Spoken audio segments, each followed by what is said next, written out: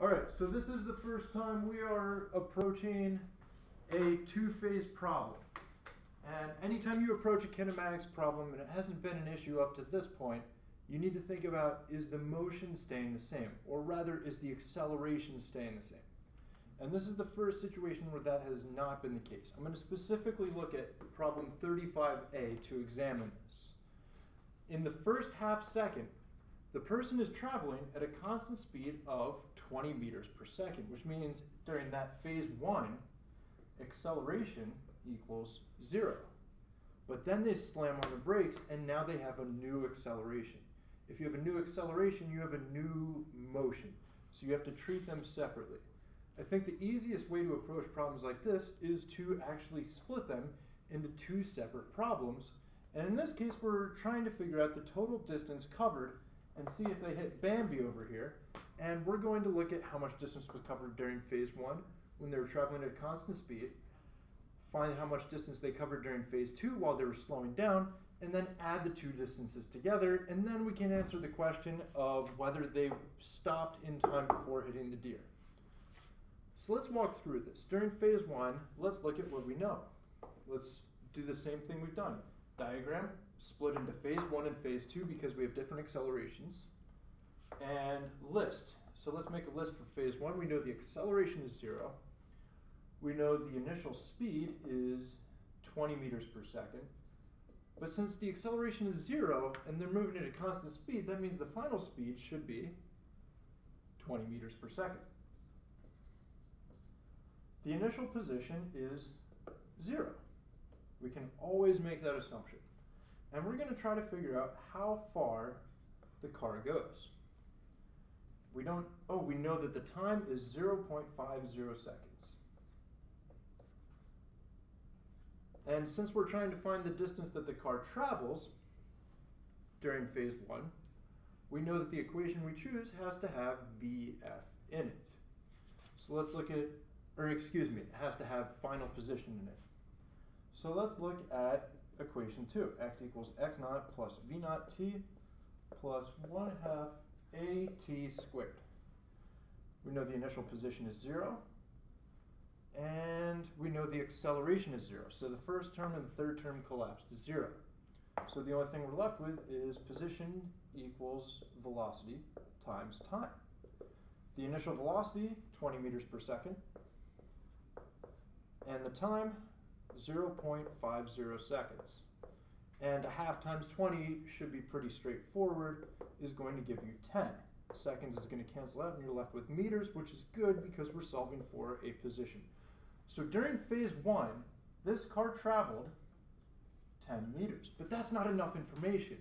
We want to know, does it stop before it gets to this 35 meter mark where the deer is? So now we need to look at phase two. And phase two, we're just going to do the same thing. We already have a diagram, but let's make a list. The difference is now we have an acceleration. And we need to look in the book. Did they tell us what that acceleration is? They did. They say deceleration, and you should know that there is no such thing as deceleration, but it means negative. They say a deceleration of 10 meters per second squared or an acceleration of negative 10 meters per second squared. What else do we know? We should know the initial speed during phase two. At the beginning of phase two, at this point, the car hasn't started to brake, which means the initial velocity should be 20 meters per second. And we're trying to figure out how far it takes to come to a stop, which means the final speed should be 0. Now, we're trying to figure out how far the car goes, or we're trying to figure out the final position. Now, here's where you can approach it from two different ways. You could say the initial position is 10 meters, in which case you won't add the 10 meters back in later. So let's say you say the initial position is 10 meters, now you don't have to add the distance from phase one. You can do it that way. I think it's simpler to figure out what position was covered during phase two total, and then add it to phase one's 10 meters. It's going to give you the same answer mathematically, so whichever way works best for you is fine with me. I'm going to say the initial position during phase two is 0 because I like working with zeros in my math. So now we have a list, and we're going to choose an equation, and wouldn't you know it, it's equation number 2 again. X naught plus V naught t plus 1/2 AT squared. The initial position I chose as 0. Beautiful. So let's find the distance, and I'm going to put a little subscript of position covered during phase 2, just so I remember. The initial velocity is 20 meters per second. Oh, but we don't know the time during phase 2, do we? We do not.